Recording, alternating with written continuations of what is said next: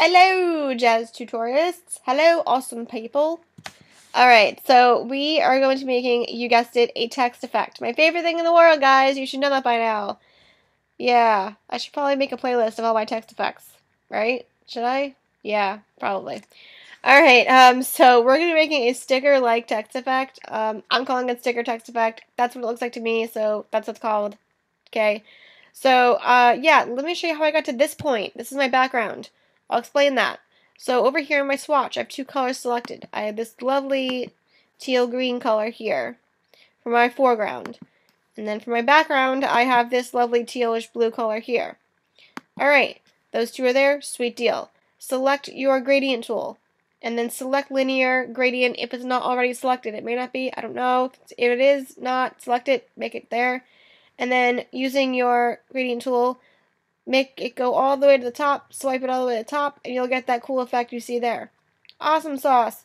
Alright, then on your background layer, because we're going to be adding a lot of cool effects to it eventually, you're going to want to go to filter. Select convert to smart filter. Now mine is grayed out. Why is that? Because I already have that selected on that layer. You will not, so yours will be visible, mine just not. Okay, after you do that, double click the layer. Let's add something cool on there. We're going to add a pattern overlay. This pattern is in the link below to download. Now, FYI guys, you have to create this pattern in Photoshop. So when you open the file, make it into a new document. Go to edit, and then go to edit and define pattern. Once you define the pattern, it'll then show up in this box right here. But if you are a beginner, you will not know how to do that. So again, I will provide a link below to a previous tutorial of how I did that. I believe I did a tutorial on that a long time ago. If I did, I'll link it below. If I didn't do one, well then, hopefully you understood that. Okay, so open that, click it. Change that blend mode to soft light. Click OK, and that will be your background. Awesome. Now for our text. Now I have multiple layers here already made because I want to explain things as I go. Yeah. So my lovely font is called Hobo.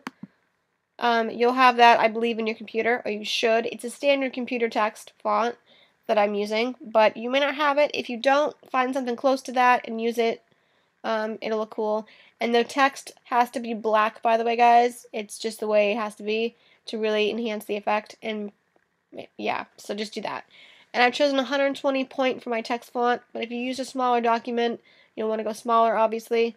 But yeah. Alright. Now, we're going to be adding a lot of cool effects to these layers. So we're going to start by duplicating our jazzed layer. Jazz the layer. Now, you'll notice how all of my text layers are already smart filters. Don't smart filter it just yet. I'll let you know when to do that. So on your next copy layer, I named mine stroke. And that's just so I can define my regular text layer before my stroke layer, because we're going to be having two stroke layers and two text layers. So basically a combined total of 4 layers. 2 of them are copies and 2 of them are regular. Or yeah, so whatever. Alright, double click that layer, and this is just a copied layer. But on the copied layer that we just made, which we called stroke, you're going to add a stroke. It's going to be a 14-point stroke. And you're going to add a gray color of such. I believe I chose that color right here. Something like that. Anyway, any grayish white hue color is fine. Just go with that. Make sure it says 14 point for your size, or pixels rather, and you're good there.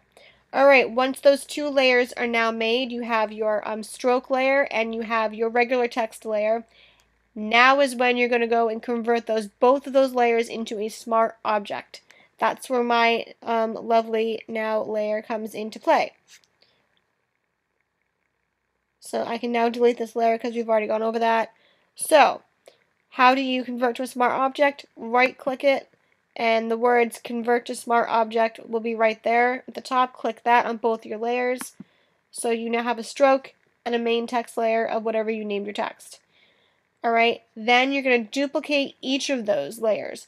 So you will have a stroke copy and your regular text layer copy. Alright?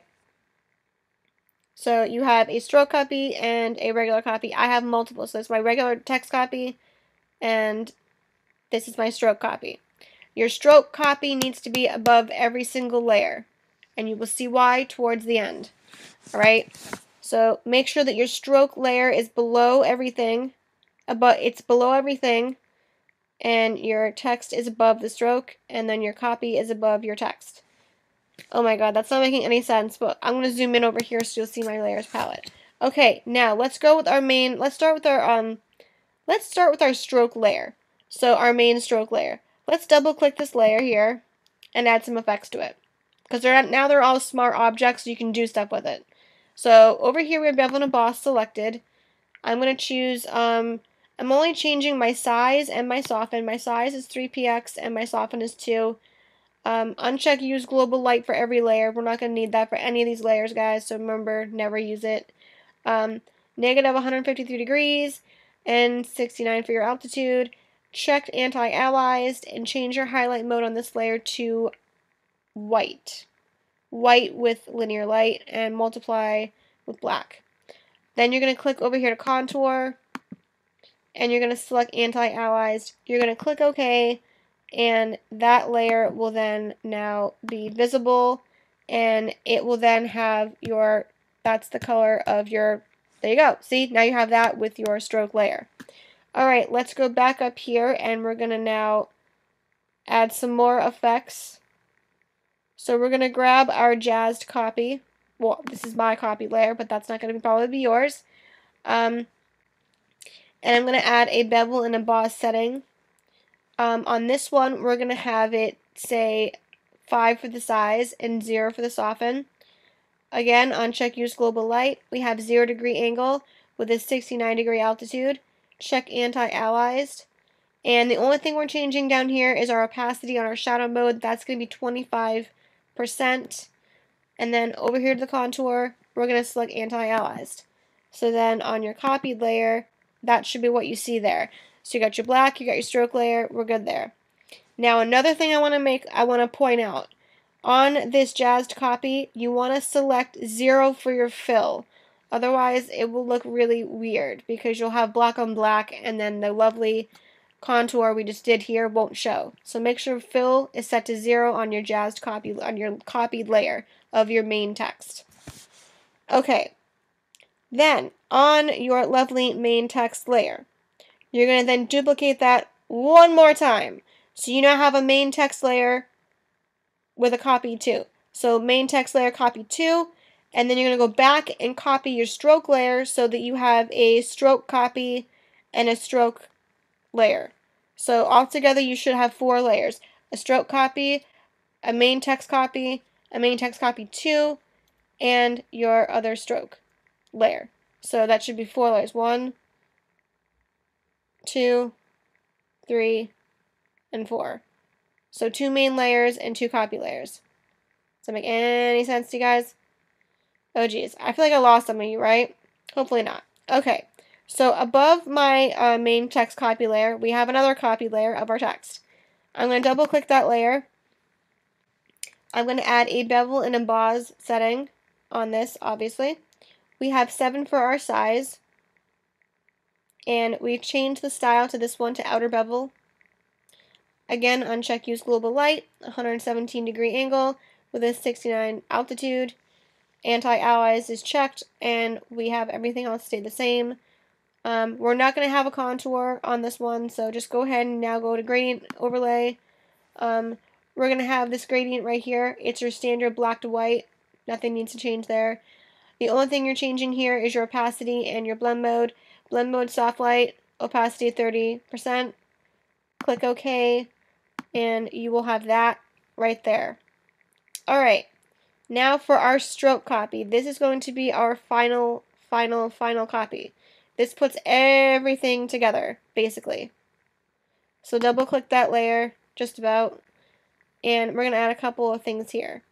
We're going to have a bevel and emboss over here with a 10 pixel size and a 70 degree angle and a 30 degree altitude. And as you notice, uncheck use global light is used there, and check anti-aliased. And then we have on the multiply mode, which is our shadow mode, we have this lovely green color here. So click OK on that layer. And next, I'm going to add an inner shadow.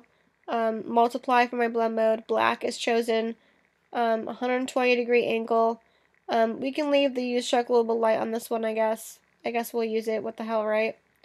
And then we're going to have a distance of 0, a choke of 30%, and a size of 3 pixels. And then down here, we're going to have a drop shadow. And this is going to be our lovely opacity of 47%. Multiply for your blend mode. Black is chosen.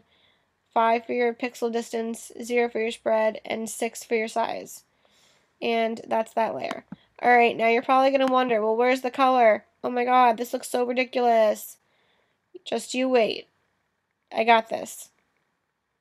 So, back onto my main text layer we go. We're going to now, on your main text layer, the first layer you ever created in this tutorial, go back to that. Select bevel and emboss. And this should be a size of 7 pixels.